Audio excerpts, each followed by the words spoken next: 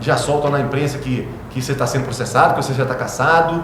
É impressionante.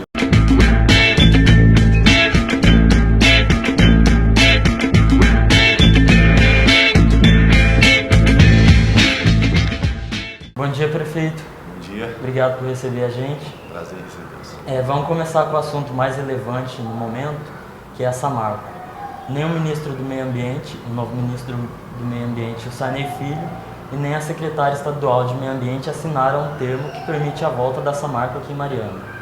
A curto prazo, o que isso representa para a cidade? O assunto é muito complexo, né?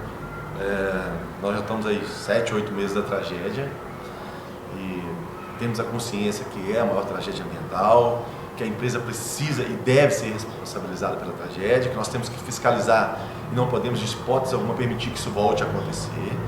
Mas só que essa marca agora apresenta uma área que é um local extremamente, não vou falar extremamente seguro, mas que respeita a legislação ambiental. É uma cava Alegria Sul. E é necessário que as pessoas percebam que a empresa vai ser punida, que a empresa vai ter que arcar com todas as despesas, que há a criação no fundo de 20 bi para que ela possa recuperar as áreas afetadas, mas que há também um município que depende da mineração. Nós somos dependentes da mineração 89%. A paralisação da Samarco, ela levou uma grande parte da Vale também. A nossa arrecadação, a nossa arrecadação mensal está voltando a 14 milhões e 600, com a despesa de 20 milhões. A nossa economia vai de mal a pior. Os comerciantes tendo que demitir. As terceirizadas da empresa também já foram, uma boa parte foi demitido. Agora há uma possibilidade da Samarco também ter que demitir um número de funcionários. Então as pessoas precisam mencionar tudo isso para entender que o meio ambiente é de extrema importância, mas que a empresa hoje, ela poder retornar à sua atividade de forma segura, respeitando primeiro o ser humano e depois o meio ambiente, é necessária a volta da empresa. É da Samarco? Olha, eu não sou prefeito para defender essa marca, eu sou prefeito para defender os interesses do município. Então, se tem um problema com essa marca, então o DNPM então, que assume e abra, por exemplo, uma nova licitação do solo aqui de Mariana, para que alguém assuma e possa ter os tributos necessários para o município. O que não dá é para ficar dimensionando isso de uma forma que fala que a mineração agora não pode mais acontecer. Bom, nós somos dependentes, se a gente não buscar uma nova fonte de renda como nós estamos tentando fazer agora, o município de Mariana daqui a pouco não vai ter condições, vai ter que fechar as portas. Então tem nos preocupado muito toda essa situação e acho que realmente está faltando um pouco mais de sensibilidade para entender que o problema é muito mais grave do que, além de se preocupar com o meio ambiente, há que se preocupar também com a vida de toda uma cidade, de toda uma economia. Por parte do município, esse termo já foi autorizado. Isso significa que a Samarco cumpriu com todas as obrigações que deveria com a cidade? Não, a Samarco não cumpriu com todas as responsabilidades com a gente, está longe disso. Ela deve muito ao município de Mariana. Nós vamos fiscalizar e vamos cobrar da empresa muito. Nós queremos o Novo Bento de forma resiliente, respeitando o meio ambiente, e já mostramos que a gente quer. Nós queremos que recupere, que indenize, recupere e construa o Novo Bento, o Novo Paracatu. Queremos que aconteçam as medidas compensatórias e isso está dentro do acordo. Então há muito a que a empresa que fazer ainda, muito. Mas não é porque tem muito que se fazer que eu vou inviabilizar a mineração, porque eu sei que isso vai trazer um enorme prejuízo. Nós autorizamos e entendemos aqui no município que a empresa está legalizada, porque o local que ela apresenta é um local seguro. Não há possibilidade de se romper e trazer transtornos para alguma localidade nossa. É um local distante da onde aconteceu o último acidente. Tem os estudos técnicos que demonstram que há segurança para ser lá. Então a gente entende que há sim todas as possibilidades para a empresa poder voltar, mas que ela não está longe de cumprir com todas as responsabilidades com o município. Até porque essa marca tem 40 anos que ela minera no município de Mariana. 40 anos. Né? Só no último ano ela teve um lucro de 2 bilhões e 800 milhões. E os nossos serviços essenciais hoje estão sendo comprometidos porque a gente não está tendo essa receita. E a empresa fala que não tem que pagar, não tem como pagar porque não tem o fato gerador. Tá bom, não tem o fato gerador, mas tem a responsabilidade social. Cadê a responsabilidade social? E não está tendo nesse momento, realmente não está tendo, porque a nossa receita está muito aquém da nossa necessidade. Então é por isso que a gente tem ido sempre, através do governo federal, governo do estado, estamos agora com uma agenda quase marcada com o presidente da República para demonstrar isso para ele, que é uma vida na cidade, não é mais uma vida das pessoas só atingidas, é de todo município hoje está atingido por essa tragédia. Né? São mais de 75 mil pessoas que acabam, que dependem da mineração, direto ou indiretamente, porque a coleta de lixo atende todo mundo. E aí, se eu não pagar a coleta de lixo, é um problema que vai se tornar a cidade. A escola em tempo integral traz uma grande satisfação para toda a comunidade. E se eu não tiver condições de manter a escola integral, como é que vai acontecer as coisas? O senhor citou sobre a segurança da situação, mas o DNPM diz que não há essa segurança ainda. Em relação à Alegria Sul, a gente, quem conhece o local, sabe que é um buraco no chão mesmo. Não vai ter que ter alteamento, não vai ter que fazer... Não, é um buraco no chão, onde já foi minerado, vai jogar o rejeito lá dentro. Então a gente percebe que a área, pelos nossos órgãos técnicos, passou pelo CODEMA, nós analisamos, é uma área que atende a questão de segurança. É claro que o DNPM tem que vir, tem que fiscalizar, tem que entender, como a SEMAG também, mas a gente precisa que tenha uma agilidade nisso, que venha. E se tiver alguma coisa errada, fala, não, está errado por isso, então acerta. Agora vai ficar simplesmente eles de lá falando que não se sentem seguros e nós aqui aguardando e nada acontece. Está na hora de demonstrar que tem que ter uma responsabilidade, que todos têm que assumir a sua responsabilidade. O que eu percebo é que as pessoas estão com medo de assumir responsabilidades. E se acontecer alguma coisa, meu nome está na frente. Olha, gente, então se você tem medo de tomar uma decisão, não assuma cargos importantes, você tem que tomar decisão. Eu acho que o DNPM, tanto o SEMAD, precisam tomar uma atitude de vir cá e fiscalizar a área e falar, isso é ilegal, isso está errado, conserta, não está justo. Então se está justo, assina a licença para ela voltar. Precisa de dar uma resposta, porque a empresa apresenta as documentações, então que venham e dão uma resposta. Tem algo errado? Conserte. A gente sabe que uma licença ambiental tem um prazo, e a gente tem que respeitar esse prazo para que seja analisado, mas que analise esse prazo como prioridade.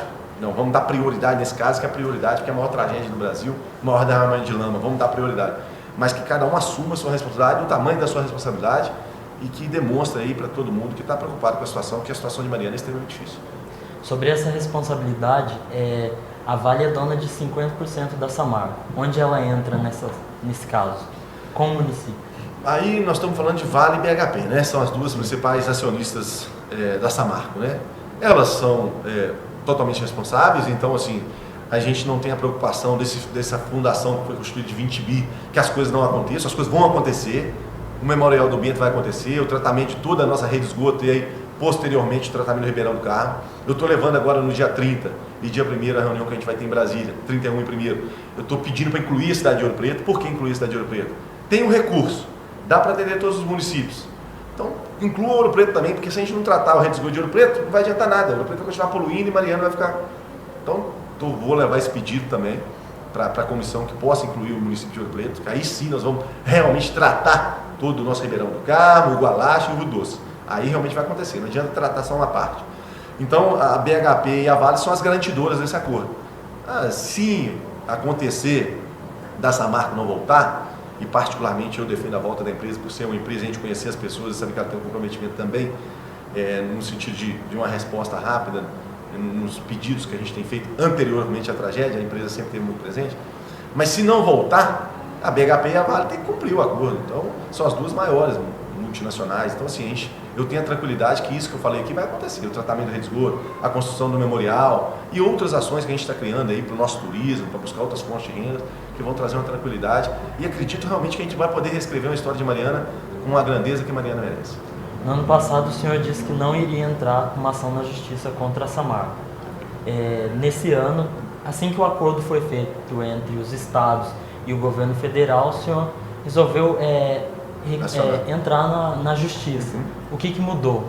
Não mudou nada. A gente não ia entrar contra a Samarco porque nós não entendíamos que aquele momento seria entrar contra a Samarco. A fundação, ela existe de 20 bi. Então é assim, o dinheiro está lá. Agora, quem vai saber pedir para receber esse dinheiro? E dentro da fundação tem uma cláusula que diz que o município que foi impactado, ele tem direito a ser indenizado. Então nós vamos entrar com a ação dentro dessa fundação, pedindo a indenização do nosso município.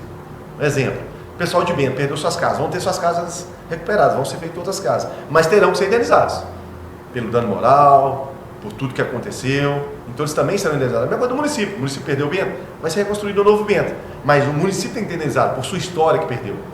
Porque o Bento é de 1800, é um dos mais antigos distritos de Minas Gerais. Então o município tem que ser indenizado. Então nós estamos entrando com uma ação dentro da fundação. Aí vamos pedir o que a gente entende ser direito do município de Mariana, como indenização. O senhor acha que o município e os atingidos, eles foram esquecidos durante as negociações? Aí, olha, dizer que esquecido, não, estaria sendo muito forte essa colocação. Talvez não teriam sido contemplados com a responsabilidade da tragédia em si. Pode-se questionar se esse valor de um salário mínimo é justo, se não deveria ser maior. Pode-se questionar se não deveria ter mantido a receita do município, porque é serviço essencial, e porque no acordo não está lá que o serviço essencial tem que ser mantido. Isso a gente pode questionar, e muito. E temos o direito de questionar, é isso que a gente tem feito. Mas falar que esquecido não. O acordo contempla assim, os municípios, contempla os atingidos, como a reconstrução do Bento, também de Paracatu, mas poderia ter sido melhor, com toda certeza. O Ministério Público diz que a Samarco tem feito mais ações para recuperar a imagem dela do que ações que prevaleçam sobre os atingidos. O senhor também acha isso? Eu entendo que o Ministério Público tem sido muito importante em todo esse processo. Tem cobrado, tem sido firme, isso é importante. Tanto o Ministério Público, a própria Arquidiocese também tem acompanhado o que está acontecendo. Eu não tenho números, como com certeza o Ministério Público tem, para poder dizer isso. Com certeza ele sabe o que essa marca está pagando para recuperar ou tentar recuperar a sua imagem. Eu não sei o que está sendo investido, né? Mas o Ministério Público é um órgão competente para poder dizer sobre isso. Caso a empresa consiga retornar aqui para Mariana, quais vão ser as exigências do município a partir de agora? Olha, o que é nossa exigência está dentro do acordo de 20 bi. A recuperação do Rio Doce, do Ribeirão do Carmo, a reconstrução de Bento de forma resiliente, com placas solares para aproveitar a luz solar, as calhas recuperar água de chuva, os blocos serem interligados para não impermeabilizar o solo. Porque a gente entende que o Bento pode ser uma grande referência para o país em relação ao meio ambiente. As pessoas viriam, conheceriam o Novo Bento e ainda iriam no memorial. O memorial está lá dentro do acordo. E tem outras ações mitigadoras, compensatórias. O nosso lixão se tornasse aí, também está dentro do acordo para ser tratado. Então, algumas novas captações de água. Então, o município terá algumas medidas compensatórias. Além disso, a gente quer uma indenização pela perda de Bento e Paracatu. E sem a presença da empresa, caso ela não consiga voltar, existe um plano B? Olha, se a empresa não se viabilizar a volta da empresa, o que a gente nesse momento acha que não é o melhor caminho, mas dizendo lá na frente, aconteceu da empresa não voltar. Bom, aí tem que se buscar uma licença para uma outra empresa assumir aqui esse direito minerário, que o nosso solo é um dos mais ricos do mundo, né, onde que essa marca trabalha, para que a gente mantenha essa receita, até a gente diversificar a economia, como a gente já conseguiu a licença ambiental para iniciar o nosso distrito industrial. Então a gente precisa de um tempo, né, isso é médio prazo, a longo prazo, para diversificar a economia e não depender tanto. Então se acontecesse, que eu espero que não aconteça, então procurar uma nova empresa aí, multinacional, para minerar aqui no nosso solo, mas acho que essa marca tem condições de voltar e está aí mantendo os empregos, porque isso traria enormes transtornos também, trazer uma nova empresa para o município. Isso não reforça uma dependência do município? Falar em outra empresa para minerar? A dependência, as pessoas falam assim, prefeito, mas não é possível. Aí eu falo, olha, a minha realidade é essa. 89% da arrecadação é mineração. Então se a gente, pelo menos, pensar em não ter mineração no município de Mariana, a gente está falando, vamos fechar tudo. Escola, atendimento médico, prefeitura, salário, 89%, gente. Quando se recebia 20 milhões, nós estamos falando de 17 milhões e meio de mineração. Então imagina o que nós estamos falando. O município tem despesa de 20. Então vamos falar assim. Então a partir de hoje não tem mineração mais. Acaba-se com a mineração. O município de Mariana vai viver com 2 milhões e meio por mês. Com a despesa de 20 milhões. Só a nossa folha de pagamento hoje chega a 10 milhões e meio. Então era assim, fecha tudo para a cidade, que acabou. E acaba a vida da cidade toda. Acaba tudo. Então não adianta, a realidade é essa. Quer fazer a coisa certa? Queremos. Então vamos diversificar a economia. Vamos buscar empresas de tecnologia, vamos buscar empresas de calçados, ramos alimentícios, vamos tentar buscar outras formas para a receita se manter num futuro sem a mineração. E tem que fazer mais. Já propus ao Congresso 2 coisas que para mim é importante. Primeiro, que toda a renda de CEFEM, que é CEFEM, seja obrigado, governo federal, governo do estado, empresa e município, a separar uma pequena parcela para quando acabar a mineração ou tiver um problema, que espero que nunca mais aconteça, mas se acontecer um problema em N causas, tem um recurso para que se mantenha essa receita essencial. Então separa um recurso para que isso aconteça. Segundo, que o Congresso permita somente a mineração a seco. No Chile é assim, ué. A mineração só pode ocorrer a seco. Então não há o risco de acontecer o que aconteceu. Então são atitudes que precisam ser tomadas. Né? E até o presente momento a gente realmente não fazia isso, mas agora está na hora de se preocupar com isso e se ater para esse grande problema que nós vivemos. A Prefeitura já entrou em contato com possíveis empresas para o Distrito Industrial? Nós estamos ainda engatinhando, né? Nós temos a licença ambiental. Depois da licença ambiental nós temos que fazer toda a infraestrutura, colocar energia de qualidade para tocar as empresas, a infraestrutura em geral, esgoto, ruas. Então assim, nós estamos muito engatinhando. Estamos começando a levantar nossas demandas das empresas locais que poderiam ampliar. Qual que é o nosso interesse? Não é vender terreno. O município de Mariana é um município rico em relação a todos os outros municípios pelo solo que nós temos. O que a gente precisa fazer então? Trazer um atrativo para as empresas para cá agora, mas a empresa que gerar mais emprego, ela tem um maior desconto pelo município. Então nós estamos trabalhando ainda a nossa base, para que a gente consiga realmente trazer empresas que possam estar no município de Mariana, gerando emprego e fortalecendo a nossa economia.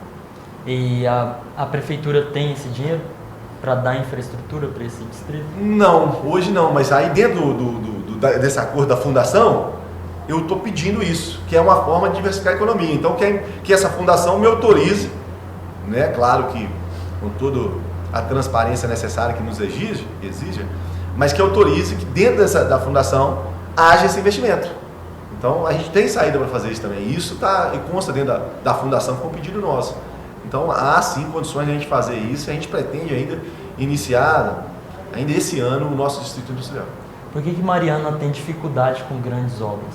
Por exemplo, a nova sede, que seria da Prefeitura, e a nova UPA. Olha, a minha opinião em relação a isso é que sempre tinha a previsão que o município vai arrecadar mais e mais. Vou te dar um exemplo real. A previsão para esse ano do município de Mariana, se não tivesse acontecido tragédia nenhuma, se previa arrecadar 31 milhões por mês. Então, nós falamos em arrecadação de 1 milhão por dia. Então, é uma arrecadação muito alta. Então, com a arrecadação, quando se previu essa arrecadação, o que o município fez? Deu um salário digno para o nosso professor. Nosso professor do município hoje recebe um salário que é digno e compatível com o trabalho que eles prestam. Salário na base de R$4 mil. Só que previa-se arrecadar 31 para manter um salário desse. Hoje o município vai arrecadar 15. Você tem que manter esse salário com arrecadação de 15. E a mesma coisa com obras. Faziam-se grandes obras, imaginando que sempre a arrecadação do município ia ser muito alta. Hoje nós fizemos uma realidade totalmente diferente. Então você tem que adequar a realidade e entender que essa vai ser a realidade que nós vamos viver agora para frente. Nós não vamos achar mais minério de $180. O minério vai manter na casa de 50, 60. E é o que nós temos que nos organizar e viver com o que nós temos. Né? Então, são grandes obras que são difíceis de ser terminadas. Por exemplo, a obra que você citou, para terminar aquela obra, ela fica em mais de 25 milhões. Né? Já foram gastos 6, mas onde vai arrumar os outros 19? Se hoje eu não estou tendo, muitas vezes, eu tenho que fazer cortes para manter serviços essenciais. Então é muito difícil, eu estou medindo aquela obra R$100 mil por mês para não ficar parada. Porque a obra abandonada é um problema sério. Então ela todo mês ela está sendo monitorada, mas no valor de R$100 mil. Quando que eu vou terminar uma obra dessa medindo tão pouco? Mas eu também não posso deixar a obra jogada. Então nós estamos tentando reestruturar aquela obra de uma forma que ela possa ser utilizada pela população de Mariana e que fique com um custo bem menor. Nos últimos 3 anos, Mariana gastou cerca de 80 milhões para terceirizar o serviço de transporte para secretarias. Não é muito dinheiro? Aí falando de cooperativa, o que acontece? É muito dinheiro. Só que o nosso município ele é muito grande também. Realmente o município de Mariana tem uma extensão muito grande. Para você ter uma ideia, só na área de saúde e educação, só nesses dois nós gastamos quase 1 milhão. E você pode fazer, algumas coisas a gente faz para tentar diminuir isso. Por exemplo, nós tínhamos ônibus que eram alugados para BH todo mês. Esses ônibus saíram R$25 mil cada ônibus. Nós conseguimos no estado e agora 2 ônibus saem por R$25 mil. Aí você consegue fazer alguma coisa nesse sentido. Mas a cooperativa em si, ela é necessário o serviço. Não é um serviço que... Tudo bem, às vezes se você falar comigo assim, gastou esse valor. Tem mês que gastou tanto. Daqui a pouco você quer saber quanto que eu gastei, quanto que o outro gastou, eu falo. Eu particularmente acho que eu estou gastando dentro da minha necessidade. E particularmente acho que tem pessoas que gastaram mais do que deviam. Gastou acima do que deveria ser necessário para manter o município. Mas aí, cada um administra da forma que se acha viável. Eu particularmente tenho administrado sempre com o intuito de diminuir e gastar o mínimo possível. Essas pessoas seriam quem? Vou te dar um exemplo real. O ano de 2012, o Roberto era prefeito. Ele gastou agosto, setembro, outubro e novembro, 1 milhão e 400. Em dezembro gastou 2 milhões e 800. Bom, dobrou-se um gasto da cooperativa no final de ano. Ele deve ter feito, não sei, mas dobrou-os. Então tem que ter esse cuidado, tem que tentar sempre manter o menor possível. Nós estamos gastando hoje uma média de 1.800.000. Se eu for pegar todos aí, a gente está tentando segurar o máximo possível. É um valor alto, mas a demanda do município é muito alta. Por mês? Por mês. Se gasta por mês com a cooperativa. E só a saúde e a educação fica quase R$1 milhão. Aí você gasta mais 300 mil com máquinas. Né? Aí tem todas as outras secretarias que têm a demanda de veículos também. Né? Aí você pode falar com assim, mas não é viável o município comprar veículos? Bom, aí o que acontece? Hoje, quando você loca um carro da cooperativa, o cara entra com a gasolina dele, a mão de obra dele e a manutenção dele. Se eu, como município, comprar o carro, eu tenho que colocar um motorista, eu tenho a despesa com o motorista, a manutenção do carro, e a gente percebe que no serviço público, muitas vezes, esses veículos se deterioram muito rápido. Né? Então, a gente percebe que na mão do proprietário, ele tem um cuidado maior e atende da maneira necessária, e a gente não tem despesa com o motorista. Então, se você pegar na ponta do lápis, entre locação como cooperativa e também em relação ao município, fica mais em conta a cooperativa.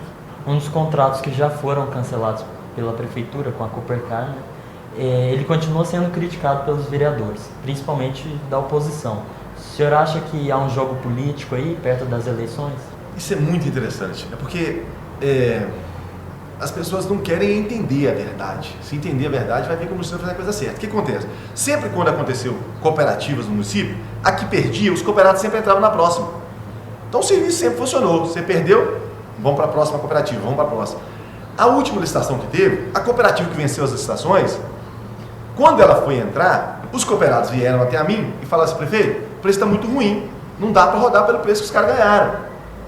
E nós tivemos com o rapaz da cooperativa lá, como o seu nome, o rapaz falou que se o senhor der 25% de aumento, ele repassa todo esse aumento para nós. Eu falei com esses cooperados.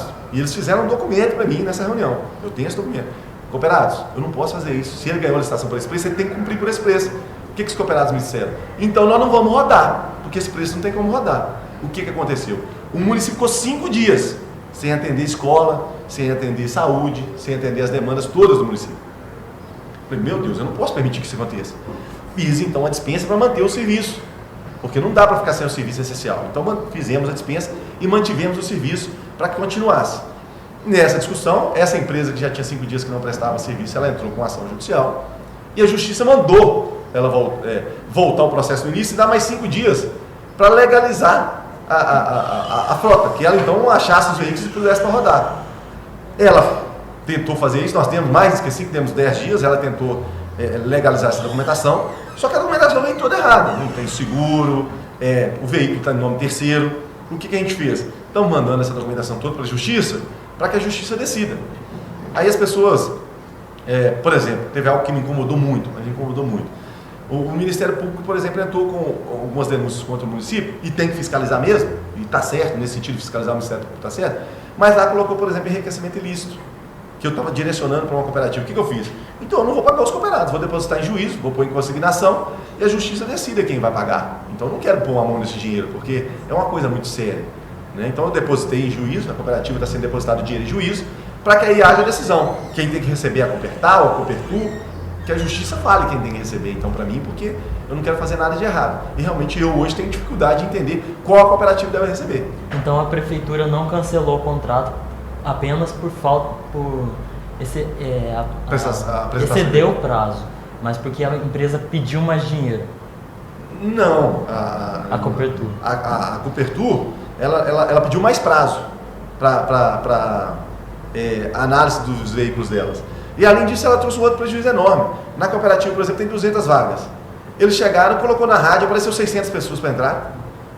Mas a empresa não pediu mais 20%? Não, pediu, não, sim, tá. Esse aí foi no início. O que acontece? Os cooperados, quando foi no dono da empresa, da cooperativa, o presidente da cooperativa falou, não, vai no prefeito, que o prefeito pode dar um aditivo de 25%. Se ele der um aditivo de 25%, eu repasso esse aditivo para vocês, para os cooperados. Só que eu não posso fazer isso.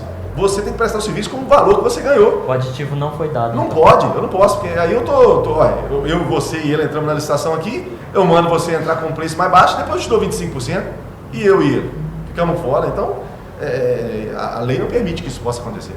Existe o jogo político? Ah, com toda certeza. Com toda certeza. Eu posso te afirmar com toda certeza que o período eleitoral ele prejudica muito as pessoas que querem trabalhar sério mesmo, sabe? É muita demanda, é muita ação judicial, tudo eles entram com ação judicial, tudo eles querem criar um fato novo e aí já soltam na imprensa que você está sendo processado, que você já está cassado.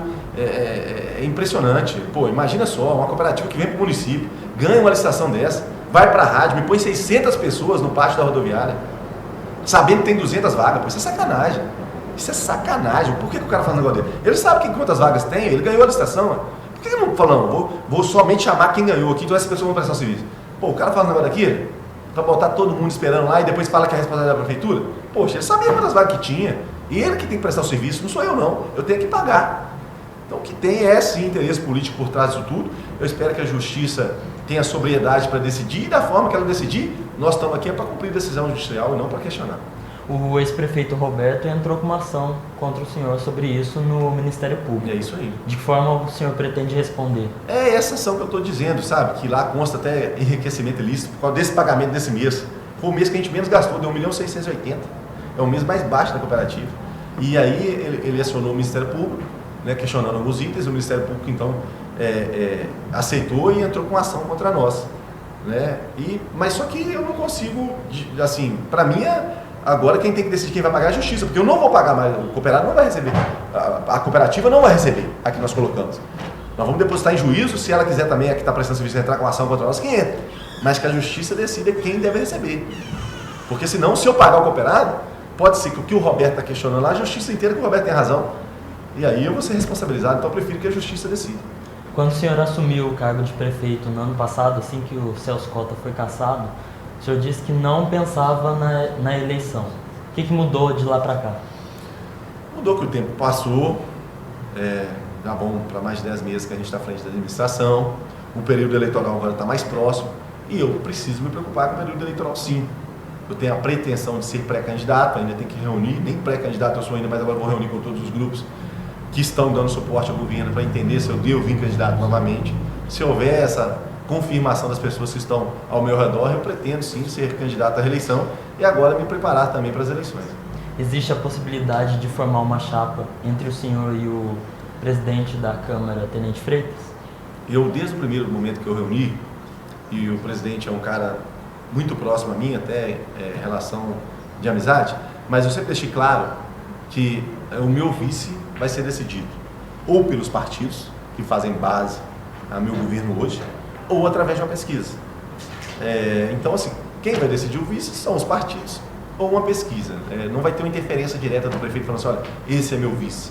Até porque tem outros nomes também que aparecem hoje com a intenção de compor chapa. Então, nós vamos aí fazer de uma forma mais transparente possível, onde o máximo de pessoas possam participar para perceber que a gente está querendo fazer algo que todo mundo se sinta valorizado. E governar Mariana tem sido mais difícil do que quando o senhor era vice? A responsabilidade aumenta muito, né? A responsabilidade aumentou muito. Eu não imaginava passar pelo que eu estou passando, nem nos meus piores pesadelos, né? Assim, eu imaginava ser prefeito para terminar obras, poder chegar num bairro e falar, vamos resolver isso aqui, vamos fazer. E eu estou sendo prefeito sempre para ajustar contas. Cortar, ajustar, cortar. Tem 10, 11 meses que eu estou cortando. Então isso demanda uma responsabilidade enorme, né? Então tem sido bem mais difícil. Qual que é a diferença entre o seu governo e o do Celso Cota? É difícil querer se comparar com alguém, sabe? Eu tenho um grande respeito pela pessoa do Celso. A diferença é que teve-se um recurso no passado e hoje não tem. Essa é a grande diferença. O município tinha dinheiro e aí estava na mão do prefeito, um poder discricionário, quais as obras eu vou fazer, quais as obras eu não vou fazer. Hoje já não tem mais esse poder discricionário. Hoje eu tenho que saber aonde que eu vou cortar para ajustar as contas públicas. Então, com certeza, a arrecadação, o que faz uma grande diferença, é a grande diferença. Nesse tempo que o senhor está à frente da prefeitura, o que o senhor não conseguiu realizar? Nossa, tem bastante coisa que eu queria fazer e por falta de recurso eu não estou conseguindo. Vou te dar um exemplo. Eu moro no bairro Colina. É um bairro que eu moro desde criança. Então eu gostaria muito de resolver o problema da água do bairro Colina. Um bairro muito grande. E o SAAI fez um levantamento para que se pudesse fazer o tratamento da água da Colina. Ficaria mais ou menos R$500 mil. A gente não tem recurso para fazer. Mas o município desapropriou um terreno no alto da colina por R$1,2 milhão. E o terreno, sinceramente, eu não vejo necessidade nenhuma, porque falar em colocar uma caixa d'água lá, uma bomba para jogar água lá em cima, sinceramente, seria um valor muito mais alto, só o terreno 1.200.000.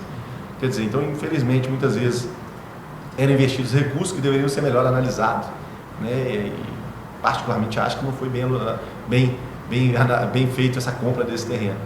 E são essas as demandas, sabe? Eu gostaria muito de atacar os problemas básicos de água, rede de esgoto, 2 distritos eu estou conseguindo manter aí o tratamento de água, que é Águas Claras e Mossoró, eu estou conseguindo, a trancos e barrancos, mantendo recursos para fazer o tratamento de água. Porque isso é básico, né? A pessoa poder aí, a prevenção, né? Eu acho que isso que é importante. E outros problemas que a gente tem, né? Você chega numa escola Monstro José Cota, a escola precisa mexer no telhado, a sala de aula muito quente, banheiros danificados, portas danificadas. Isso são obrigação do poder público. Infelizmente a gente não tem o recurso necessário para fazer esses investimentos no momento, sabe? E a gente se sente um pouco impotente com tudo isso.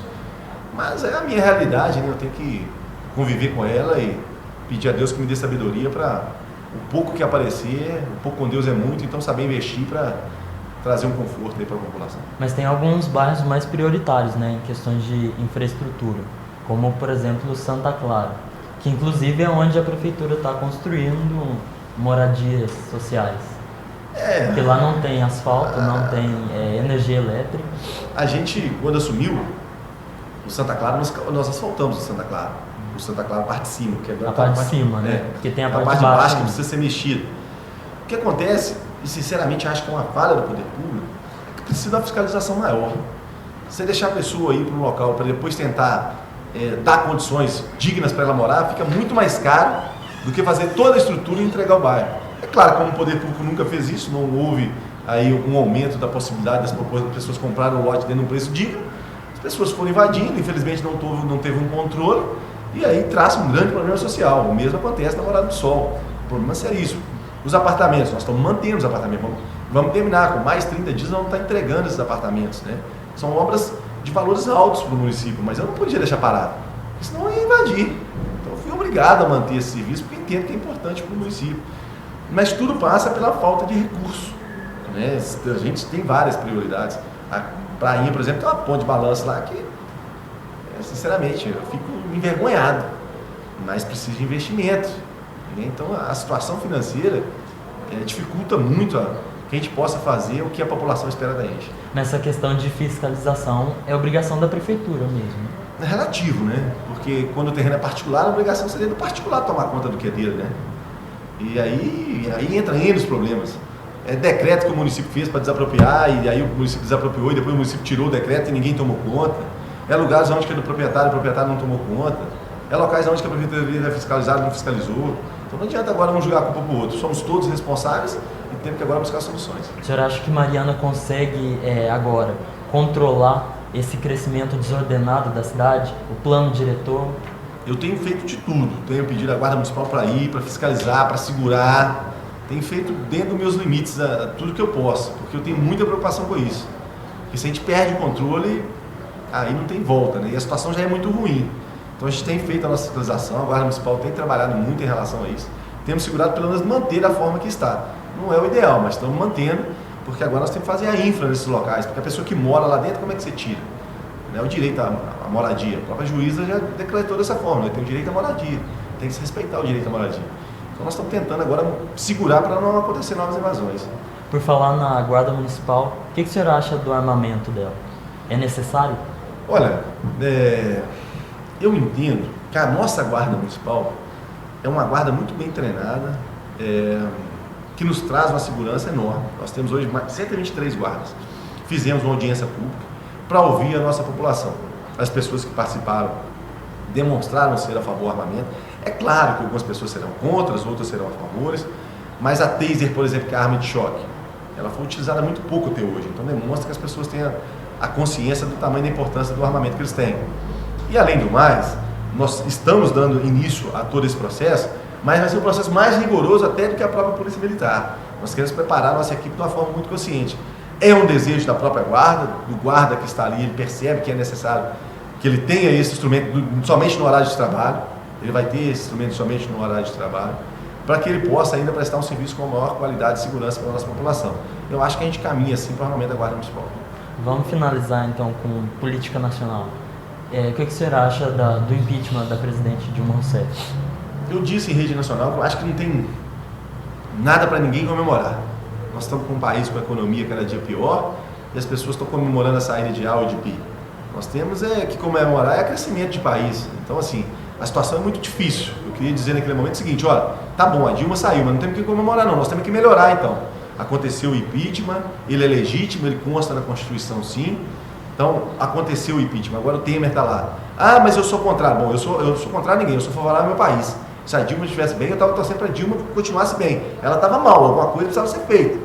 Ela não conseguiu manter a nossa economia. O Michel Temer agora entra com algumas atitudes arrojadas e a gente espera realmente que ele retome a nossa economia.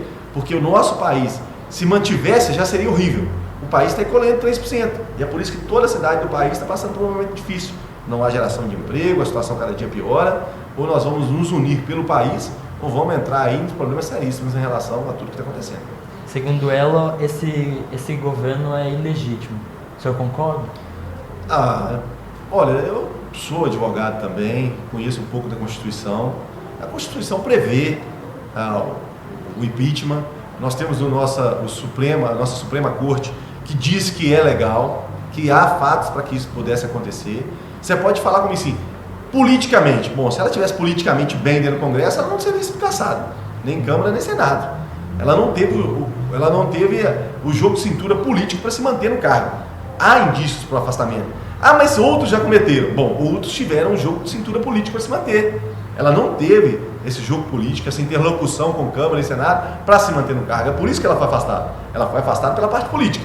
Mas houve sim o crime de responsabilidade que a afastou. O crime aconteceu. Mas se ela estivesse bem, ela não teria, com toda certeza, ela não teria sido afastada. O que afasta a presidente Dilma nesse momento é que ela não houve um bom relacionamento com Câmara e Senado. E a verdade é isso que aconteceu. Um jogo político. O afastamento dela, há o interesse político, e aí ela foi afastada pelo interesse político, mas há o fato que permitia que isso acontecesse. O que eu estou dizendo é o seguinte, se ela estivesse bem relacionada com o Senado, com Senado e Câmara, mesmo acontecendo o crime de responsabilidade, ela não teria sido afastada. Mas ela não tinha esse bom relacionamento e acabou sendo afastada por não ter esse bom relacionamento com o Senado e com a Câmara. O senhor acha que juntando também a nossa péssima economia e os problemas que o país está enfrentando. O senhor acha que as mudanças no Minha Casa Minha Vida devem afetar negativamente Mariana? Mariana nunca foi incluída no Minha Casa Minha Vida. Nós nunca tivemos um projeto aqui no Minha Casa Minha Vida. É algo interessantíssimo. Nós estamos gastando, eu tenho que ver os números exatos, mas cada bloco de apartamento aqui parece que sai 1,2 milhão. A gente não precisava estar gastando esse dinheiro, deveria ter feito convênio junto com o governo do Estado, governo federal, para que isso acontecesse. A prefeitura estava tentando, né? A prefeitura, bom, da nossa parte para cá nós tentamos, apresentamos o terreno ali ao lado no bairro São Cristóvão, e aí até gostaríamos de ali fazer o Minha Casa Minha Vida nível 3, né? Que é aqueles apartamentos de uma qualidade melhor que a pessoa pagaria. Mas hoje não está tendo recurso, né? E não houve resposta? Não houve resposta no sentido da dificuldade financeira que o país atravessa, para guardar mais um pouco. Não demonstrou para a gente que não há. E a situação é terrível. Você pega o Parque das Cidades Históricas, nós só conseguimos 2. A Igreja da Sé e Nossa Senhora do Rosário. A do Rosário, para você ter uma ideia, pelo que o empreiteiro está lá, falou que tem 4 meses que está lá, não recebeu uma medição até agora. Como é que se mantém? Então, infelizmente, o país está passando por uma situação extremamente difícil que afeta todos nós. Você acha que a situação deve piorar? Olha, o Temer está montando uma boa equipe de economia, está tomando algumas atitudes necessárias. Eu acho que é muito importante o que ele disse. Se ele quer realmente demonstrar que precisa sair dessa crise com responsabilidade, primeiro corta na carne. Mostra à população que primeiro você tomou atitude em relação ao governo. Então a nossa expectativa, primeiro tome atitudes em relação ao governo, enxugue a máquina pública, aí depois sim, vamos conversar se deve-se ou não criar novos impostos para a gente tentar sair dessa extrema dificuldade que o país enfrenta hoje. Mas nós temos sérios problemas, vou te dar um exemplo. O país paga uma dívida de 3 trilhões e 500 milhões, que é a dívida do nosso país. Os juros que a gente paga desse dinheiro, junta todo o imposto de renda de todos os brasileiros para pagar esses juros. Então nós estamos vivendo o Robin Hood ao contrário. Aquele que trabalha pagando juros para aquele que já tem muito dinheiro. Mas a dívida é de 3 trilhões e 500 milhões. Nós vamos também sonegar essa dívida? Não tem jeito. Então a situação do país é muito complicada, né? Então, torcer que inicie-se dentro do governo, tomando atitude dentro do governo e enxugando as contas públicas. Obrigado, prefeito, pela entrevista. Valeu, estamos à disposição e sempre às ordens aí. Valeu? Obrigado. Também estamos no Twitter e no Facebook. Siga o Vértices.